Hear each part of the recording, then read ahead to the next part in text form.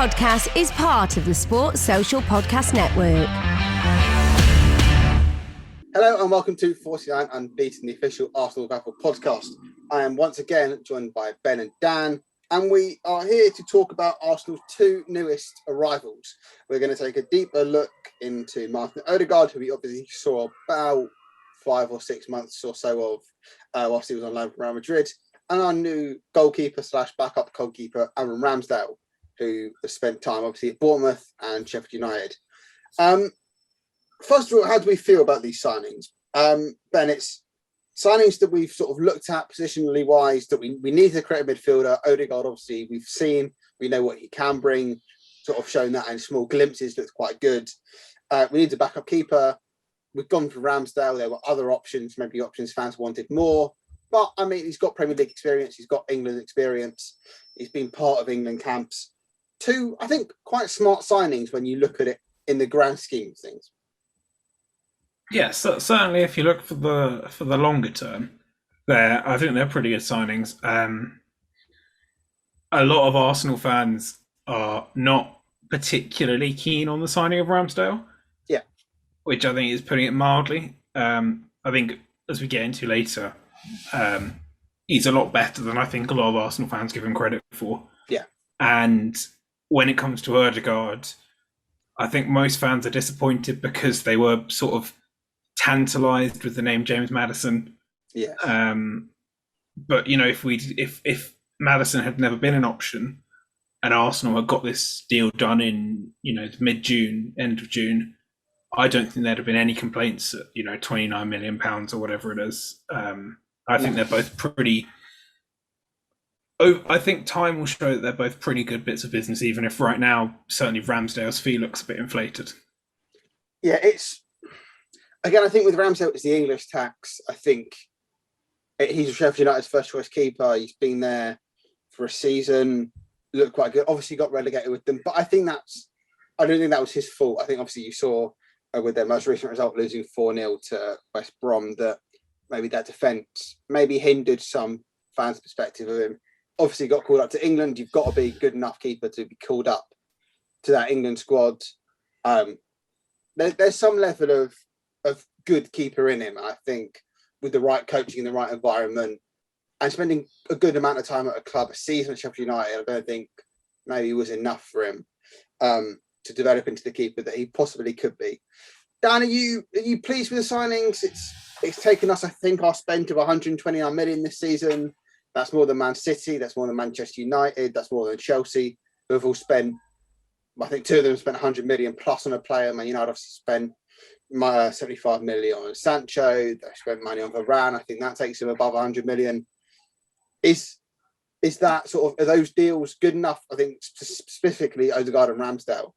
Are they the players that you would have wanted? Ødegaard, yes. Ramsdale, I don't think. Well, before the window, I wouldn't have gone Aaron Ramsdale. That's who I want to get in.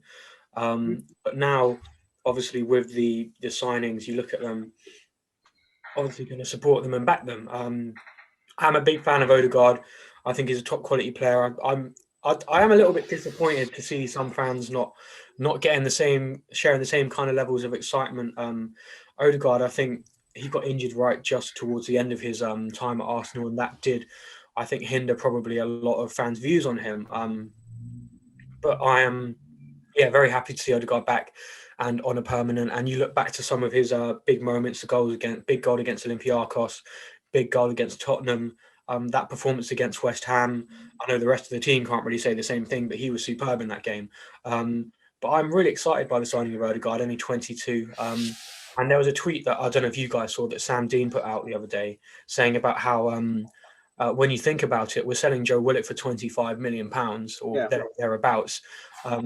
With this deal, and Arsenal have done a lot of bad business or questionable business over the years, we'll be effectively replacing Joe Willock with Martin Ødegaard for a fee of around 5 to 8 million euros. Because I believe Ødegaard's about 40 million euros, which is about 34 million pounds. So it works out as good business in the end. And Ramsdale, yes, it's an expensive price, more than you'd want to pay for him. When you bear in mind Sheffield United paid 18 million for him. They're going to want some more for him. And I think straight away, the amount of money they'll be getting is around 24 million with potential for 6 million of add-ons. So they're only making, what's that, quick maths, £6 million profit off Ramsdale just from that, so without the add-on. So they're going to want a decent fee for him if they want to make profit on one of their best players in Ramsdale. So we're willing to pay that, and Arteta wanted him as his target. So yeah, if our manager, who I say I'm backing at this stage of the season, wants some of those players in, and those are his first choice players, I'll back the signings too, and anyone that pulls on the shirt, I will back them. So looking forward to see what Ødegaard and Ramsdale can do in an Arsenal shirt. Let's just take a deeper look into Ramsdale more quickly. He's had 2 full Premier League campaigns in terms of being number 1 keeper. First season as a first choice keeper was 2019-20, obviously with Bournemouth. They went down that season. He played 37 games, conceded 62 goals and kept 5 clean sheets. But for a relegated team, that isn't the worst record when you look at it. Next season, obviously moved to Sheffield United, moved back to Sheffield United. 38 games, 63 goals conceded, 5 clean sheets. So he's quite consistent keeper in terms of sort of, if you look at averages, it's conceding goals. No, but I mean, you look at if he's been down with 2 relegated teams. Yes, yeah. And the defence obviously is more sort of looked at and sort of if they've allowed him. But I think people look at that and be saying he's gone down twice in 2 years, sort of. That's the players in front of him, though, when you think about it. Like, I agree. That same team, like you said, lost 4-0 the other night. The defenders, I know Arsenal's defence isn't exactly all sparkly and shiny and brilliant, but I think he'll be with better players, and hopefully, I do believe Ramsdale is a good keeper, and I'm looking forward. I'm looking forward to seeing what he can do. I just think Sheffield United as a team were just calamitous in that previous season in the Premier League. It was horrendous, and yeah, they would definitely deserve to get relegated. I also think. Sorry, you go. I was just going to say, it is also worth noting, like, I've spoken to Sheffield United fans, spoken to Bournemouth fans, spoken to even AFC Wimbledon fans who said, he was their best player in all of that. And, I think a lot of the Sheffield United fans I've spoken to in the last couple of weeks have said that they're very upset to see Ramsdale go for the price that he's going for. And they think that he's going a bit, below the value that they would want for him. And, he's not perfect. He's 23, he's going to still be learning. But he was player of the season for Bournemouth. He was player of the season for Sheffield United. It's not as bad as he's been relegated twice, therefore he must be a bad goalkeeper. Yeah. And I think that's worth noting. And I think it's also worth noting that he's coming in, presumably as our number 2. I don't think he's going to come in straight away and dislodge But against, say, he might play against West Brom. I don't think he played in the first round of the Carabao Cup. He's definitely not going to come in and play against Man City. So I think it's almost the expectation that he will be the number 2. And if something happens to Leno like it did against Brighton, or he goes through a bit of a bad patch, then Leno's going to come in as a backup. And I think almost fans might be like, oh, but he's a championship keeper. He's not like, some fans might be with that or almost view of him that, oh, he's not good enough for Arsenal. But he's not our number 1. And if you give him a year, 2 years, however long Leno stays, I think it will probably be next summer that he goes. Give him a year, train with Leno, a more experienced keeper, train with the goalkeeping coach, get used to that environment at Arsenal and come in and be a good number 1 keeper. And I think, obviously, there's comparisons to Renarson, who's our current backup keeper. He was just thrown in against Man City in the cup and made some howlers. But I think Ramsdale, is a better keeper than that. And look, maybe 5 years down the line we sell him, and he's not an Arsenal keeper. We bring in someone else. But we need to give him a chance, and we need to support him because he will be an Arsenal player in the next few days. And there's no point in giving hate and abuse to him when we've not seen him play or even signed for Arsenal yet. And I think it's horrible to see that he's disabled his comments or limited it or whatever it is, because he's getting hate already. There was rumours that apparently he'd done that whilst he was at Sheffield United as well, though, because apparently he got some hate. I'm not sure if it's true or not, but apparently he was getting hate from their fans as well. So either way, it's not nice, of course. For a player to do that, regardless of the situation, is Yeah, 100%. Not condoning it at all. Is not good enough for football fans. Martin Ødegaard, I think it's a very difficult one. I think we've sort of spoken about it again, and similarly to Ramsdale. We saw him in January. He came in on loan when we needed someone creative. Just as Smith Rowe was getting there, and then I think fans almost had like a sort of a bias towards Smith Rowe because he's Arsenal through and through. He's Hale End, but I think Ødegaard looked good where he played a lot of the time. And I think if we'd have signed him straight away after that loan, if we had an obligation to buy, option to buy, whatever it was, we wouldn't have been linked to Maddison. We wouldn't have been linked to we wouldn't have been linked to some of these more exciting, sort of older, more proven players. But I think Ødegaard, do you think it was even for 6-7 years ago that he was the hottest prospect? Like we wanted him. Everyone wanted him. Sort of, I can remember sort of everyone was desperate to sign this kid from Norway, and he looked insane. Real Madrid got him. He's not obviously developed into the player that Real Madrid would have hoped if they're willing to let him go. But I think he can still do a job. And again, I think it's almost that Premier League English bias that fans was like, oh, let's go and get Maddison. And we only want Maddison. And wouldn't settle for anything less. But I think Ødegaard, don't get me wrong, I think we all would have wanted Maddison regardless. I think if we had the option, we would have spent the 60 million and gone and got him. But Ødegaard, he knows most of that team, bar 3 or 4 players, I think, who have come back in from loan or who we've signed. He knows the manager, he trusts the manager, he trusts the process. And it's a smart signing. He fits in well, he can play number 10, he can give some competition to Smith Rowe. We can rest Smith Rowe and play Ødegaard. We can play Ødegaard. There's a lot of sort of variables. We've not got any midweek games to worry about.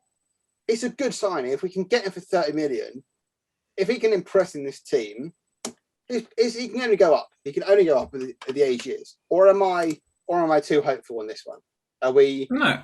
Are we happy, or are we sort of like we need the midfielder? We got the cheapest one available. I think that it's probably a better signing than Maddison. Personally, I think that, as you say, Maddison's English and he's 24 and he is a great player. There's no getting around that fact. But I think when you look at Martin Ødegaard, who came in on a 6-month loan as well, let's not forget. We've given Timo Werner's had a year to settle. Pepe's now had 2 years to settle. Ødegaard has 6 months and was within sort of 3 months playing some very, very good football. At 23 for half the price of Maddison, I think he's a very, very shrewd acquisition, and the fact that he can play on the left or in the number 10 role is really, really useful, and I think he'll be really, really, really good for us. It's easy to forget as well that he's only, as I say, he's only 22, 23. He's already captaining Norway. He brings that sort of steely leadership that Arsenal just don't really have aside from Xhaka and Tierney. And it's important to have because we just so often we look lifeless and rudderless in games. Like against Brentford, you couldn't see where that goal was going to come from. And Ødegaard's one of those players that will take the game by the scruff of the neck and try and make something happen, which is what we need. Yeah, Dan, are you on the sort of same boat as us? Are you pleased? Are you excited? Are you optimistic about the signing of Ødegaard, especially it's coming from a team like Real Madrid and now an Arsenal team without European football? Does it still prove the pulling power that we have? Yeah, I do agree with you. I think Ødegaard is a very good signing, a very high quality signing. I did see a tweet this morning saying, which just kind of said all the Arsenal kind of are exciting younger players, how old they will be in 5 years' time. I saw that as well. And that kind of crop of players, including Ødegaard, will be coming into their prime. But the likes of Saka, Martinelli, Balogun, Smith Rowe, Saliba, Lokonga, Tavares, Nelson, Ben White, Gabriel Tierney, and Ødegaard all coming into their kind of prime playing years. And I've said this quite a few times. Our squad right now has got a lot of very exciting young players who are playing full seasons and a lot of minutes for players that are only 19 years old, 20 years old. And just how exciting this squad can be in like 5 years' time, 6 years' time, when you've got the likes of Saka, Martinelli, Smith Rowe coming 24, 25 years old, starting to get into their prime years. And think how good they are now. I think Ødegaard's part of that, and signing him down to a long-term deal. Like you said, he's a big influence in that dressing room. I think he'll be fantastic for us, and I'm really excited to see what he can do. And hopefully, we've got a special player on our hands.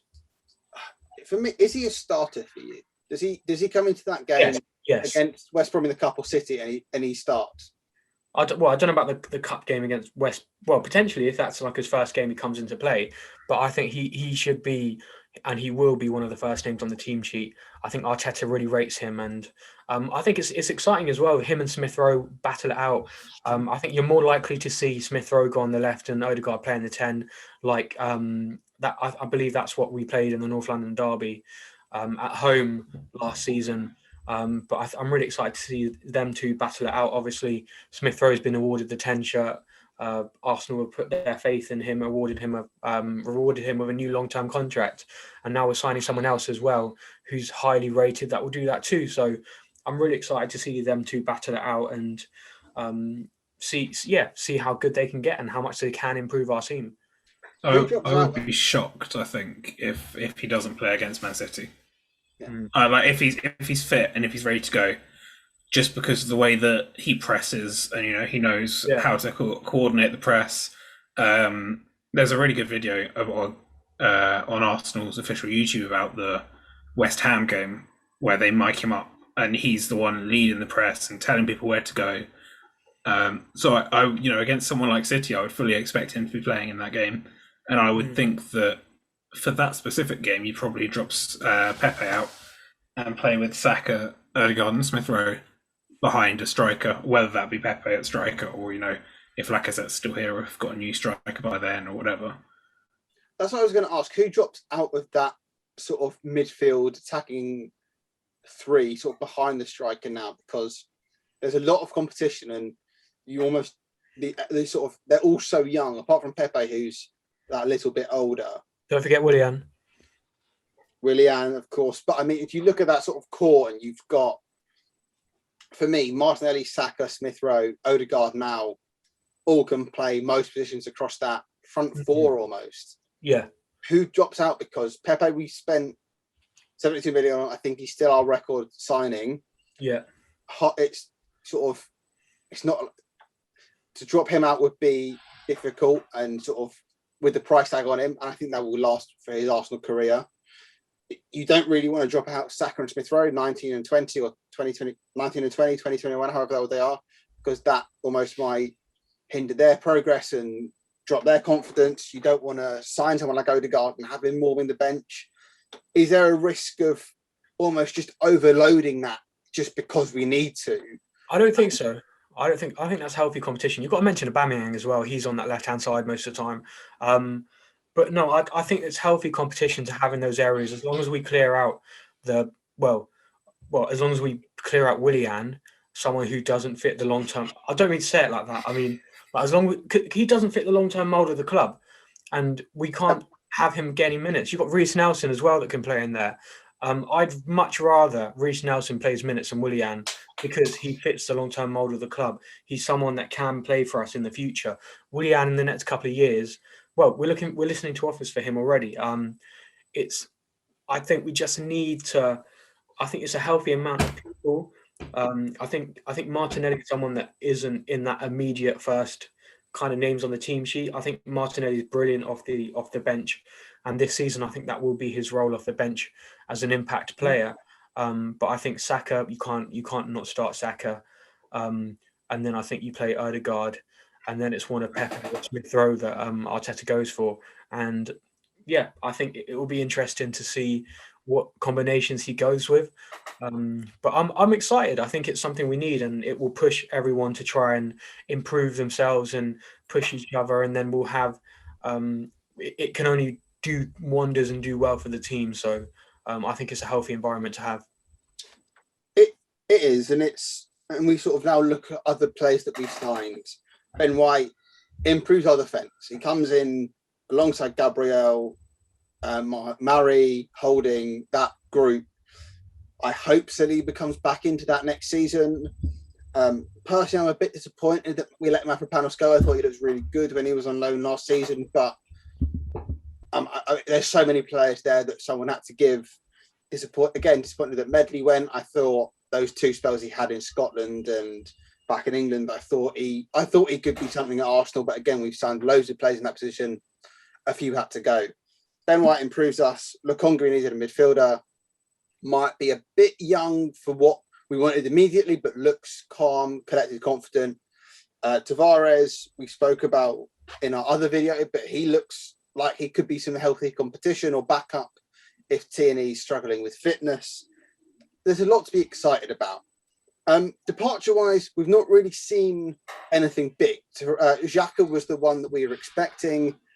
That fell through because Roma weren't paying the money we wanted, but they proved they could by spending €30 million plus on Abraham. 40, wasn't it? 34, whatever it was. They couldn't give us an extra 4 million for Xhaka, so they probably weren't serious. Kolasinac looks like he's going. He probably will be out. Where is he? Fenerbahce? Is he going? I think he's going back. I thought he's on his way out. I read somewhere, and that's almost about it. Really, I'm reading something now that Torreira is back. He's training with Arsenal tomorrow, which means he's obviously not available for Chelsea, but seemingly he'll be somewhere in Italy. There's 3 teams that want him in Italy. He'll be getting some match fitness with Arsenal, but leaving it for us next week, which, as we all know, I'm very disappointed about. But if we can get 10-15 million euro for him, I don't think there'll be many other Arsenal fans complaining about that. I think we'll be lucky to get a loan with an option to buy, personally. Yeah. Just getting rid of it. Mate, to be fair, if he played for Liverpool, they'd get probably 35 million for him, wouldn't they? I don't know. It's maybe whatever it is, if it's a loan, if it's an option. Yeah. I think he can do a job, but obviously there's not many Arsenal fans. With the competition that's there is now, I'd rather he be in the team than El Neni as a third, fourth choice midfielder. But that's just me. So we're still not there yet. There's still about 12 days to go. Arsenal being linked with maybe 1 or 2 more big name, high profile transfers. At the moment, is it the revolutionary, unprecedented transfer window that we were promised? Despite us, I think 129 million transfer outlay at the moment, there's something about me that's just not satisfied with what we've done. I don't think promises have been. Well, have not lived up to expectations. Dan, are you satisfied if this is it for Arsenal, or if there's one more that maybe is a Trippier, maybe is a someone like that? Would you be satisfied with the transfer window, or would you want a little bit more? From what we've heard, it looks like Arsenal want one more incoming, but it's dependent on departures. Yes. Like I know Fabrizio Romano's come out and said that I think it's Willian, Bellerin, and Torreira are the 3 players we're listening to offers for at the moment. I'd like to see all 3 of them move on. Personally, I think Bellerin is, by the sounds of it, doesn't even want to be here. Willian, we just need to move on, and Torreira the same, I'd say. I think incomings, I don't think it would be the end of the world if we didn't see anyone else come in. I think Chambers, a lot of people are reacting to Chambers as our right backers. And I know Ben's not really a big fan of Chambers at right back, but I know a lot of people are reacting to Chambers at right back as kind of the worst thing in the world. I don't think it is. And I could put up with seeing Chambers and Cedric at right back for another season. I don't think it's as disastrous as our left back situation last season when we didn't even have a backup left back. So I think potentially a centre forward or a right back, but I'd like to see us maybe put down a cheeky little £25 million bid for Aouar, maybe a deadline day or something like that. Just seeing Aouar come to the Emirates, I think would be a very uplifting thing for all Arsenal fans, and would be brilliant to see our midfield. But I'd say if we don't see any more incomings and we get rid of the players we need to, I'd say it would be a pretty satisfactory window.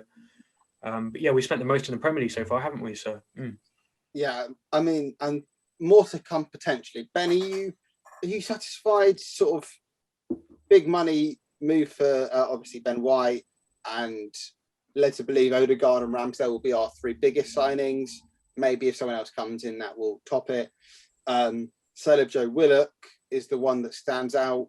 Is sort of when we were told at the end of last season we're in for an unprecedented transfer window, would you have been happy with the business we've done? Are you satisfied? Well, I think it's difficult because I would say no, I'm not satisfied, but I'm not sure that the club could have done much more because I'm satisfied to a large extent with what's come in. Okay. But there wasn't. I think Xhaka moving on was a key part of this summer. Bellerin obviously moving on, Lacazette moving on, and then you're looking at sort of 40 million for Tammy Abraham, 40 million for Locatelli, and whatever for a right back. They're the places that we needed to put down big money for, basically the spine of the team. Yeah. Whereas what we've done is, I think, very good within the limits of what we have the wiggle room to do in the squad. So, brought in a backup left back, which again, we all said was terrible business not having one last season. Yeah. Brought in a backup midfielder, brought in Ødegaard, brought in Ramsdale, and brought in Ben White. I think they're perfectly serviceable bits of business, but I think that the whole market has been quite difficult. So it's not perhaps what they really, really wanted to do in terms of getting the more senior players out the door. Yeah, it has been tricky. Obviously, I think the sort of financial aspect of the pandemic has obviously affected the business we're able to do. And yeah, I mean, I think you have to be content. I think it's not what we were all hoping or expecting when I think it was Edu and Vinay and Josh and Kroenke and said, look, we'll do big, we'll improve. And I don't think we were able to, partly because of where we finished. I'm sure that behind the scenes there was players lined up that we couldn't get because we don't have any European football to attract them with. But I think we've attracted players in positions where we needed it ultimately. It might not have been fans' number one targets, but there's a reason why Edu Gaspar's in a job and he's got a scouting team behind him, and we're not part of that because they probably know a bit more than us. So okay, transfer window so far. We'll be back at the end of the transfer window, probably after deadline day, just to sum up in case anything happens since then. But to finish off the podcast, I just want to announce a little bit of news that the UEFA coefficients have been dropped today. And we are 10th above current champions of Europe, Chelsea and Tottenham. So funnily enough, we are the 10th ranked club in Europe behind Bayern Munich, Real Madrid, Man City, Barcelona, Juventus, Atletico, Man United, PSG, and level on points. 2 points behind Liverpool, and we are a point ahead of Chelsea and a point ahead of Sevilla. So apparently we're the 10th best club in Europe. So let's celebrate that. We're the best London-based team in Europe. And we've got the best kit. Smiles. We do have the best kits. We do have the best kits. Have you seen the Juventus kit this morning that was dropped? The yellow and blue and... You see the Man City kit dropped yesterday? I've never been happier that we left Puma. Our kits are horrible. They are something else. Apparently Borussia Dortmund have rejected that third kit, with the name band across here. Apparently Dortmund have told Puma that they don't want it. They want a new one. But that we will rank. Let's do that. I will promise you we will have a ranking Arsenal kits video for you on the channel very soon. Because we've got a tier list. We've got some very nice kits. We'll do an Arsenal tier list. How long do you want to go back? How far back do you want to go? I'll make a tier list. We'll do them all. We'll do them all. From the very beginning of Arsenal, every Arsenal kit ever, we all rank in a tier list. Thank you for watching. Thank you for listening. Make sure to like, subscribe, comment, share. All of our details will be in the description. Make sure to read our articles on Vavel. We'll have a lot more content for you coming out. We will have correspondence from the Emirates this season. Once again, we will try and get someone there for you, lives, whoever that will be. I'm sure someone will be there to give you minute-by-minute updates of games on the telly and games that are. So read us rather than watching biased commentary on Sky Sports, where we have pundits laughing at our famous fans. But in the meantime, thank you Make sure to do everything that we've asked you to do, please. That'd be greatly appreciated. It really helps us out. Enjoy the weekend and hope you tune in for our Chelsea reaction video where we will win 2-0 and it'll be all smiles. Goodbye. Find more great shows or join the team at sport-social.co.uk.